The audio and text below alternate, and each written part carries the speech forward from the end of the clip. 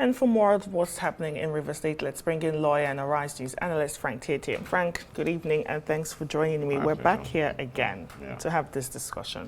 Let's look at the implications of judicial delay.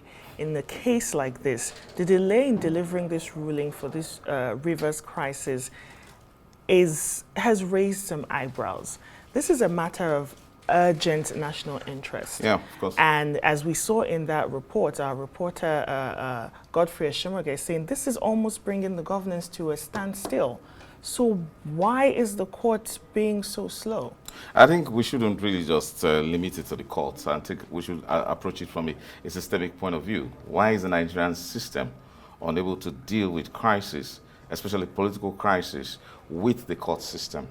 So the court system is supposed to resolve dispute, prevent crisis, but we've actually had several crises in River State in cause of the tussle, whether or not the 27 members who defected are still validly members of the House of Assembly, or looking at the root cause, which is the threat to political control of River State, which is a fight between two Gangantuan political figures, talking about Nyesom Wike and the current governor, Sim Fubara. However, if you look at the incidences where the State House of Assembly complex was actually demolished just to, as perceived by certain elements, that it was done so that there couldn't be any form of formal sitting for the removal, for the impeachment of the governor. So we as a people, we have a very low barometer when it comes to compliance with law, or even imbibing the culture of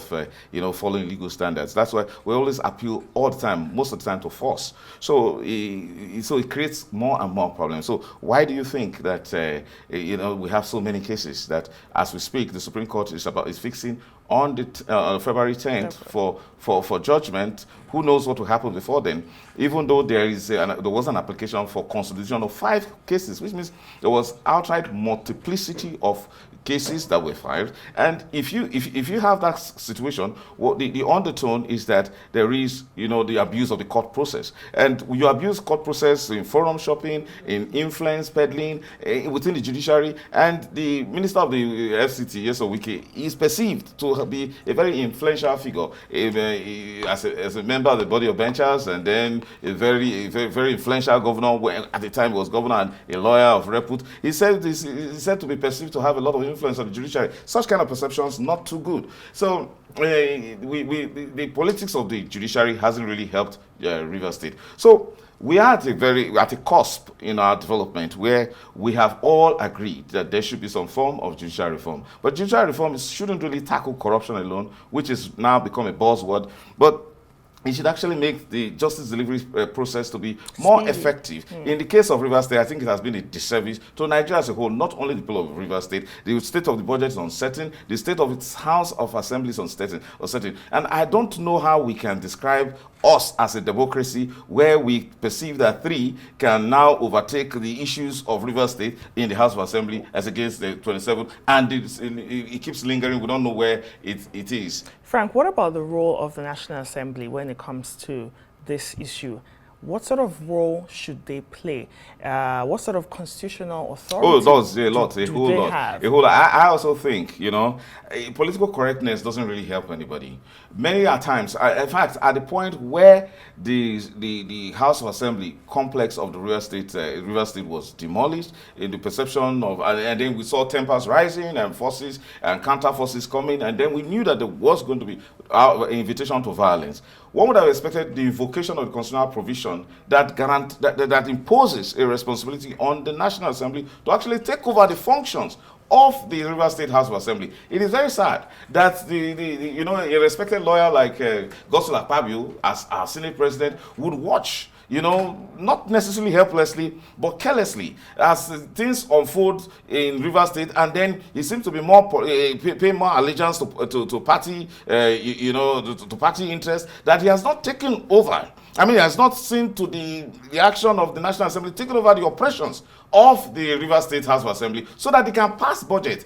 How can? It doesn't make any sense that Godswill Akpabio, as Senate President, would, stand by and watch situations grind to a halt or grind to a level of uncertainty, and we allow the court process to linger this long, and we don't know what it's about, when he could have simply taken over the functions, or I'm talking about the National Assembly and the Senate, taken over the operations of the Rivers State House of Assembly, and then let's have a semblance of a sane budget for the Governor Sim Fubara to operate by. But as we speak, it's just a cesspool of lawlessness and uncertainty. We hope that these are resolved very soon. We hope that it's resolved come February. We have our eyes on ground on that case. Let's shift our focus slightly.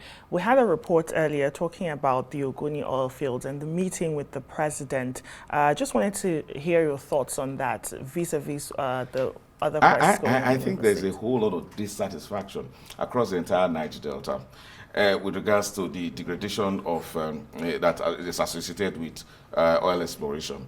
Now, the Ogoni situation was symbolic as to the cry to the entire world to see some restoration, some remedial, actions being taken with regards to the environment, and then some sense of equity being given to the people that oil resources can actually benefit them. We haven't seen such progress at all for a very long time across the Niger Delta. I think this is first. This is another expression of the Nigerian state being more interested in the crude oil resource rather than being interested in the people and the stability of that place. To think that Rivers State has been embroiled in such form of uncertain, in the tenterhooks of violence and uncertainty politically, Nigeria has not been able to resolve it, but the president calls a high-powered meeting where this national security advisor is out outlining plans on how to, resolve certain perceived crisis, and then you also find the military there with the interest of all trying to resume oil exploration. I think it's another subjugation of the people of the Niger Delta. I think that the people of the Niger Delta, particularly Rivers State, oil producing areas, Delta State, Bayelsa, must have a sense that, see, Nigeria is interested in the people. Development is not there, but what is even more painful is the flight of security and stability that has made the oil exploration more of a cost, as it is often the case all over the world, where it seems that the resource cost simply makes people to be more interested in resource, even if it means creating crisis for them so that they cannot come together and work together to pursue their own interest. Well, we'll follow up on that development. Thank you so much, Frank Tietie, for joining me tonight.